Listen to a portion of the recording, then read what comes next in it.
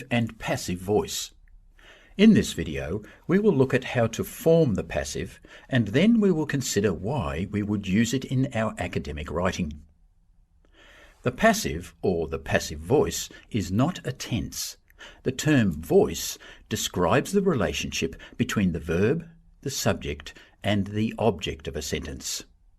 We use the active or passive voice to emphasize different parts of a sentence. New learners of English generally learn the active voice first. Here is an example sentence in the active voice. The teacher showed a film about deep and surface approaches to learning. This sentence, like many in the active voice in English, has the following structure: subject plus verb plus object. This subject-verb-object order, or SVO, is the most common structure in English, so you are probably very familiar with it. The passive voice is formed by changing the order of the active sentence so that the object of the active sentence becomes the subject of the new sentence. Meanwhile, the subject of the active sentence becomes known as the agent, and the passive sentence would be: a film about deep and surface approaches to learning was shown by the teacher. Notice that the verb showed has now been changed to was shown. Both of these are in the past tense because when forming the passive voice, we don't change the tense. We use the be verb in the same tense as the original sentence and add the past participle of the main verb. Notice also that the form of the verb be must maintain subject-verb agreement with the new subject, as in this example. A film was shown by the teacher, but 2 films were shown by the teacher. For more on this, refer to the video on subject-verb agreement. Sometimes a clause or sentence has multiple objects, one direct and the others indirect. For example, the researchers gave specific information to the participants. In this sentence, specific information is the direct object of the verb gave, and the participants are the indirect object. The writer can choose which of these objects will become the subject in the passive voice, depending on what they want to emphasize. For example, specific information was given to the participants, or the participants were given specific information.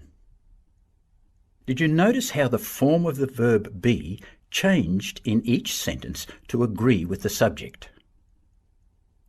Now that we know what the passive voice looks like, we need to consider when and why we would choose to use the passive voice instead of the active.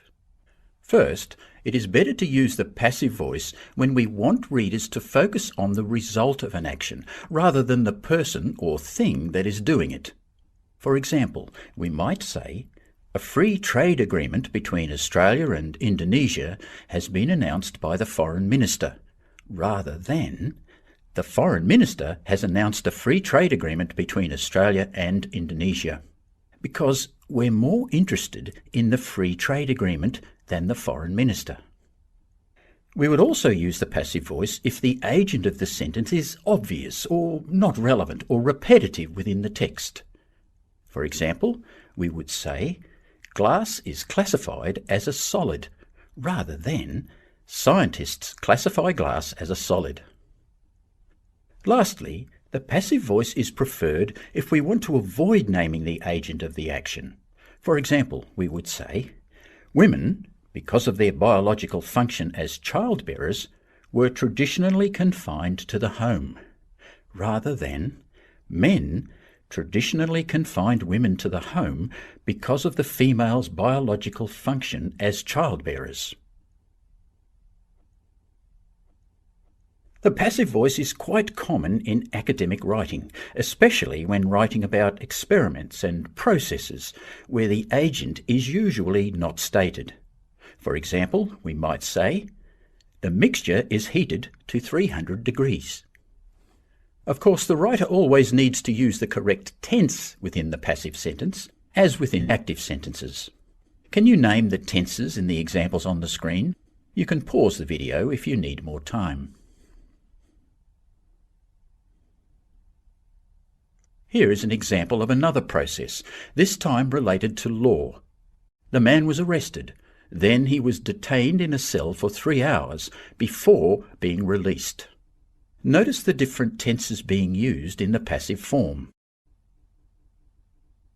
In academic writing, the passive is also frequently used to introduce ideas using the word it.